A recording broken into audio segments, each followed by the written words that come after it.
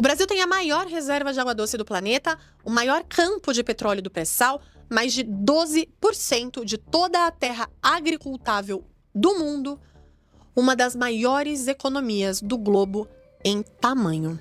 E a gente tem 33 milhões de pessoas passando fome. Mas espera, como? Você pega um país com tudo isso, e chega nesse resultado. É no mínimo triste. Discurso em ano eleitoral é distribuído de graça, mas a conta, essa, nunca vem junto. Ela sempre fica pro povo. E hoje eu vou falar sobre exatamente isso. Essa ideia tem origem, ela não caiu do céu. Lá atrás, no século XIX, surgiu o pensamento de que o trabalhador produz a riqueza, mas quem fica com ela é o dono. E que a solução era simples. O Estado assume o controle das fábricas, dos bancos, da economia, tudo em nome do povo. Parece justo, né? Porque a desigualdade era real e continua sendo. Você olha para o Brasil hoje e vê. Tem quem herda empresa, patrimônio, conexão e parte na frente sem ter feito nada ainda. E tem quem trabalha a vida inteira e não sai do lugar. Isso incomoda, né? Como deve incomodar. O problema é que essa ideia virou política de verdade em vários países. Com governo, com poder, com dinheiro público. E a gente tem resultado disso. Não precisa ficar no debate de teoria. A história já fez o experimento. A gente só precisa olhar. Mas antes de ir para os números, deixa eu falar de uma coisa que a gente raramente admite. A gente é manipulável. Não porque é burro, porque é humano. Quando uma mensagem ativa sentimento antes de ativar raciocínio, ela passa direto pela defesa. E política é mestre nisso. Vamos tirar dos ricos e dar para os pobres. Bateu bem, né? Porque a desigualdade é real. Porque você olha para o lado e vê que não está distribuído igualmente. Aí aparece alguém no palanque que fala exatamente o que você sente. Com raiva, com emoção, com lágrimas às vezes. E o seu cérebro faz uma coisa perigosa. Ele associa, fala o que eu sinto, com vai fazer o que eu quero, só que são coisas completamente diferentes. Falar sobre pobreza não é o mesmo que ter um plano para resolver pobreza. Ter boa intenção não é o mesmo que ter competência de gestão. Você daria a gestão da sua empresa para alguém que faz discurso lindo sobre empreendedorismo, mas nunca abriu um negócio na vida? Não, né? Na política, a gente faz isso o tempo todo. E depois se pergunta por que o resultado é sempre o mesmo. Em 1945, um cara chamado George Orwell, que era socialista... Deixa eu deixar isso claro aqui também. Não era de direita.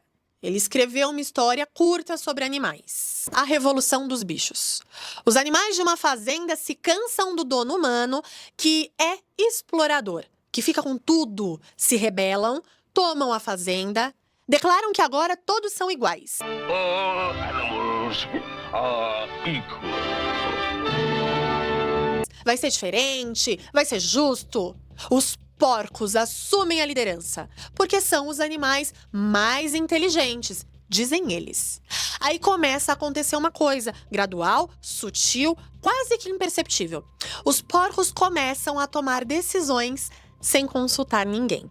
Dormem na cama dos humanos, bebem o que os humanos bebiam, fazem acordos com fazendeiros vizinhos, os mesmos que eles juraram combater. E quando alguém questiona, a resposta é sempre a mesma. Você tá traindo a revolução.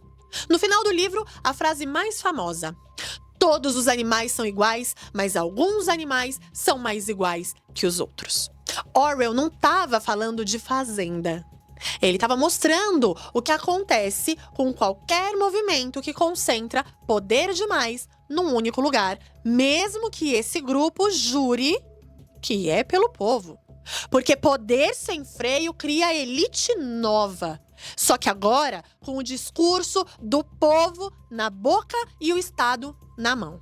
Ele escreveu isso em 1945 e você consegue abrir o YouTube hoje e assistir isso acontecendo ao vivo. O livro tá na descrição. 3 horas de leitura vale mais que qualquer debate político que vai passar na sua timeline esse mês. Tá, teoria é uma coisa. Vamos ver o que aconteceu quando essa ideia virou governo de verdade? Venezuela, país com a maior reserva de petróleo do mundo, mais que a Arábia Saudita. Com recurso de sobra, com dinheiro real, o governo estatizou. Controlou preço, o que você podia cobrar pelo seu produto, controlou câmbio, afastou a empresa privada.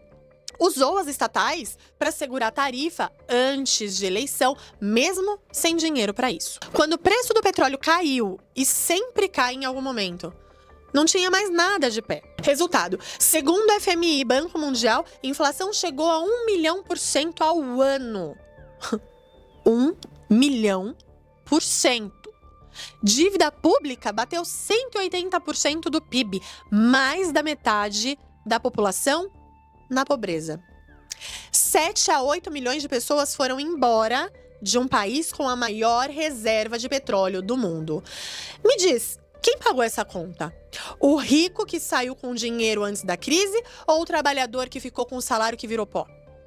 A Argentina, segundo capítulo do mesmo livro. Décadas de intervenção, controle de câmbio, subsídio em tudo, déficit que nunca fechava. Em 2024, o Banco Mundial registrou inflação anual de 219,9% na Argentina. 219. Você recebe salário em janeiro. Em dezembro, com esse mesmo salário, você compra menos de 1/3 do que comprava. O resto evaporou. Sabe quem tem como se proteger de inflação assim? Quem tem dólar, imóvel, ativo? O rico. Sabe quem não tem? O trabalhador que recebe todo mês e faz compra no mercado toda semana. Exatamente quem o discurso prometia proteger. Isso não é coincidência, é padrão. Em países diferentes, em épocas diferentes, com nomes diferentes, mesmo resultado. Agora eu preciso falar uma coisa que vai incomodar independente do seu time político. Esse problema não é de um governo só. A dívida pública brasileira está em torno de 80% do PIB hoje, com projeção de passar de 90% na próxima década. Isso não foi construído em 4 anos. Foi construído em décadas por muita gente. De lados teoricamente diferentes. Com muita promessa bonita no caminho. A gente tem congresso com mais de 500 pessoas que precisam ser convencidas para qualquer coisa acontecer. Sistema tributário que ninguém entende, remendado durante décadas, sem reforma estrutural. Estatais que ora funcionam, ora viram ferramentas políticas. E a conta sempre aparece no balanço. Política não é time de futebol. Você não escolhe o seu partido e torce até morrer, independente do que aconteça. Política é gestão do seu dinheiro, da sua saúde, da escola do seu filho, dos juros do seu financiamento. E o mínimo que você pode exigir de qualquer um que queira gerir isso é qual é o plano, de onde vem o dinheiro, o que vai ser cortado, o que vai ser investido, como isso afeta a inflação e emprego. Se a resposta for só discurso, desconfia de qualquer lado. Então, o que você faz com isso? Para de votar em quem te faz sentir bem e começa a votar em quem apresenta plano. Parece óbvio, né? O candidato com plano detalhado e número é chato. O candidato que sobe no palanque e grita a coisa certa, ele é emocionante. O nosso cérebro prefere o emocionante. Aprende o básico de como o dinheiro público funciona. Não precisa virar economista, só precisa saber. Gasto público tem limite. Déficit vira dívida, dívida vira juros. Juros saem do seu bolso, direto ou indireto. E desconfia de qualquer discurso que tem vilão simples e solução fácil. Desigualdade num país de 215 milhões de pessoas, com a complexidade histórica, tributária e federativa do Brasil, não tem solução fácil. Quem te diz que tem, tá te vendendo algo. E lê a Revolução dos Bichos. É sério.